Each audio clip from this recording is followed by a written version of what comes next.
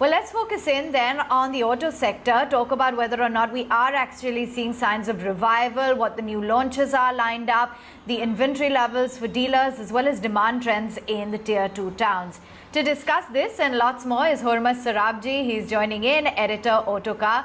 Hormazd, we've been seeing that you have been out and about. You've taken your first flight. You've been testing out some new cars as well. So give us a mood check. How really is sentiment panning out within the auto sector in the run-up to the peak festive season since the last time we spoke? Well, I think, the recovery has been fantastic. September was a great month for many. I think everyone showed positive growth, obviously over August. But I think what's interesting is that a lot of them, recorded phenomenal growth over the same period last year. So they were doing better now than in pre-COVID times, especially companies like Tata Motors, which has really bounced back. Of course, you've got Kia, which has really raced ahead to fourth spot on the basis of, the new Sonnet, which has just been launched. And I think, what I sense is that people are in a mood to buy cars. I think, they're not spending on anything else. People are not traveling. They're not going abroad. They're not shopping. And I think today buying a car is in a way, staying safe. So everyone wants to kind of, have that option. I think the Uberization, which kind of really took over, cities, that's going to stop.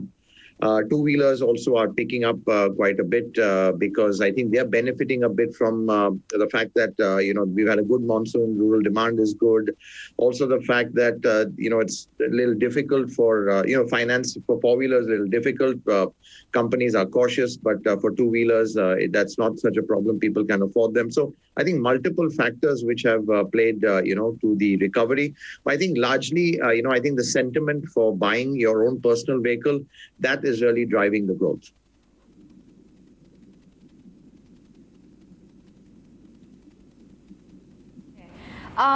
You had actually posted an interesting video of Mahindra's dealership in Chandigarh. Do you think that can purely be attributed to the Thar-led frenzy? How strong really has been the response to this in other markets as well as online?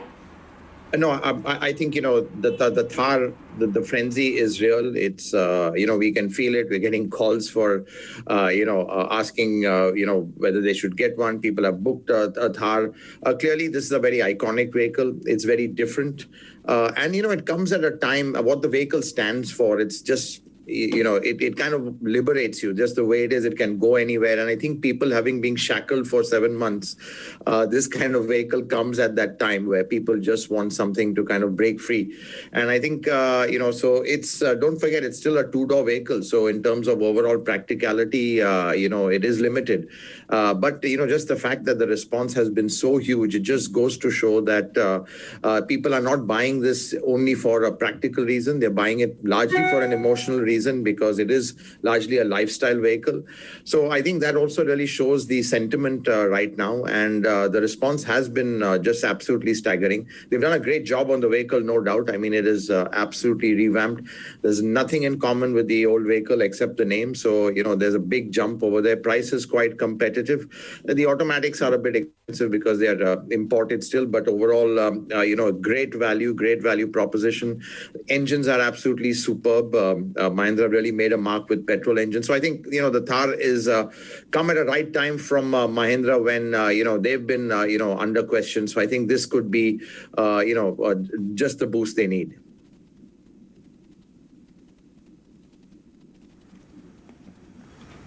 Sure. But Hormazd, you think this excitement is only going to accentuate as we step closer to the festive season? October, Navratri begins, then you've got Dussehra, Diwali. And could you really see this excitement across other brands and companies as well, and not just restricted to the new launch like a Thar? Well, I mean, for me, the real hero is Tata Motors, because if you see in terms of product lineup, they don't really have a full lineup as like their competition does. Still a lot of gaps, but they've sold more cars in September than this has been their highest in 8 years since 2012. So that really is a phenomenal achievement in during the pandemic. And again, clearly goes to show that, you just need to fix the fundamentals right. And, here I would, call out Shailesh Chandra as a man who's really changed things around, because he's come and taken charge of the PV division. He's sorted out issues which they had with the dealers, rationalized prices. So, you just had to do some basic stuff and, you get the results immediately. Of course, they've got products in terms of, let's say, the Harrier auto, which it was desperately, they needed an auto. Now it's the only diesel with an automatic in that segment. No one else has one. Compass is there, but it's a lot more expensive. You've got the Altroz, which is doing well. But again, I think, the PV division, which I think spearheaded by Shailesh Chandra, I think they've done a fantastic job, because, after he came in, things just quickly changed. So I think, they've done a fantastic job. And I think now Mahindra were really clearly on the mat. Now with the Thar, they'll go forward. So I think it's more in the mass segment. And of course, Maruti is just never ceases to amaze, because no one knows the customer better than Maruti does. That is, indisputable. They know the pulse of the customer so well, and they serve them just perfectly. No more, no less. And no more, that's how they make their profits, and no less, and that's how they keep, they have them with them. They have that loyalty with them. So again, Maruti really a star. And then you've got the Koreans, which is the new phenomenon, both Hyundai and Kia fighting with each other. And, with that fight, they are taking market share up themselves. So clearly, the sense I said, just to sum it up briefly, you're going to see the strong get stronger, and the weak, they may not, have that much of the pie left. Yeah.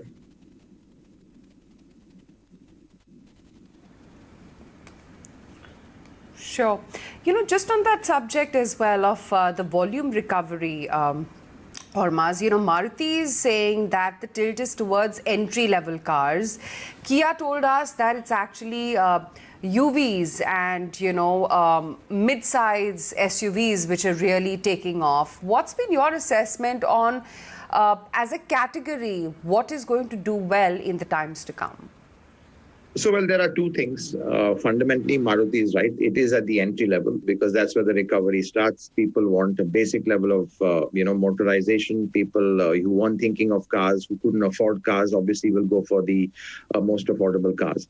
I think from Kia and Hyundai standpoint, they are getting their volumes on the basis of new launches. So it's the new launches which are driving their growth, rather than, let's say, a shift towards a particular segment, which is the SUV segment. So in fact, I think long term, you might even see a shift going more, let's say, towards the lower end.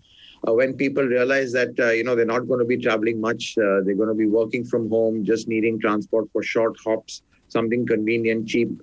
So I still think that, the action is going to be at the lower end of the market, and Maruti is well placed to kind of, take advantage of that.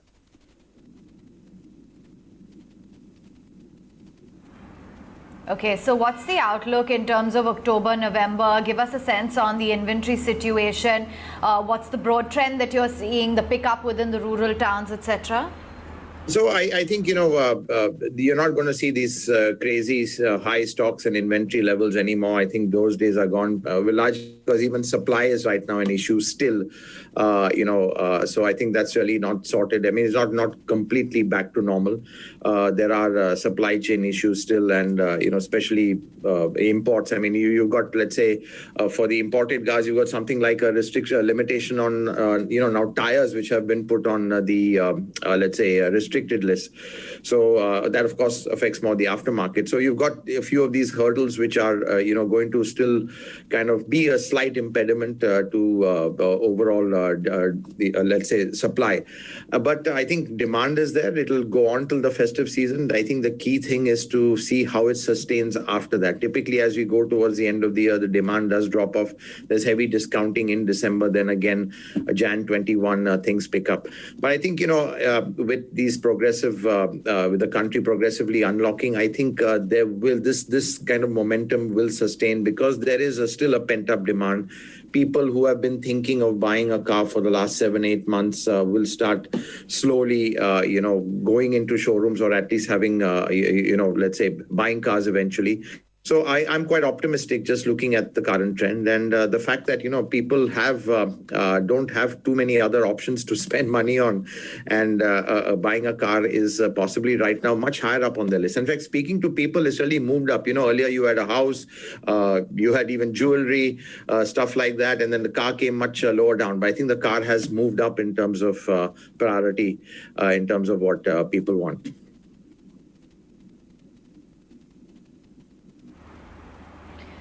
All right, Hormazd, great chatting with you to just get an all-round perspective as to how things are shaping up within the auto space.